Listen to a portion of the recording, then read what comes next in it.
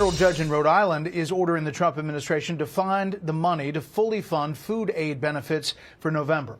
The ruling gives officials until Friday to make the payments through the Supplemental Nutrition Assistance Program, or SNAP. The order was in response to a challenge from cities and nonprofits complaining that the administration was offering to cover only 65% of the maximum benefit. President Trump says he will need to come up with an alternate plan in case the U.S. Supreme Court rules against his authority to implement sweeping tariffs. Today, the president picked up another participant in a key international agreement and announced a new pricing structure for a very popular medication. Senior White House correspondent Jacqui Heinrich is live on the North Lawn with the latest. Good evening, Jacqui. Good evening, Brett. The president often says that tariffs have empowered him to make trade deals and peace deals alike. And today he argued they helped him strike a deal to lower the cost of weight loss drugs as Republicans zero in on winning messages for the midterms. President Trump taking the reins on affordability messaging after election analysts said Democrats won Tuesday because of it. Our Thanksgiving this year coming up will cost 25% less than sleepy Joe Biden's. I was angry last night with the Republicans. They say, you don't talk about this stuff. Nobody talks about it. You know, I rely on a question from a reporter to get that out.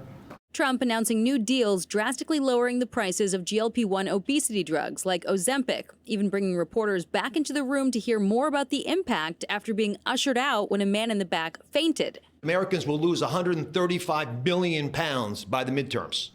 But I don't measure it in pounds. I measure it in saved lives. Trump says the agreement, like many others, was possible because of his tariff authority, now being debated at the Supreme Court. The justices expressed some skepticism. What is your plan if they end up making a decision that's not in your favor? Well, I'd rather discuss that later. I hope we're going to win that case. I think it would be devastating for our country, but I also think that we'll have to develop a Game 2 plan. We'll see what happens. Most people tell me we did very well legally. The Wall Street Journal reading the tea leaves, quote, the Trump team believes courts couldn't stop a future Democratic president from invoking a climate emergency to impose tariffs or do virtually anything else. Trump thinks Democrats may not be in charge for a while if the Senate ditches the filibuster and starts passing laws.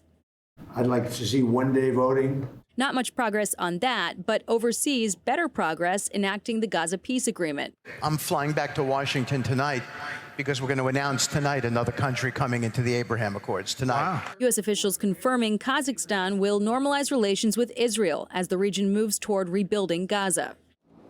Kazakhstan joining the Abraham Accords is largely seen as symbolic. They've had normal diplomatic relations with Israel since 1992, but the move is aimed at signaling that Israel is not as isolated on the world stage after its campaign to eradicate Hamas. The president's expected to announce it formally at a dinner with Central Asian leaders tonight.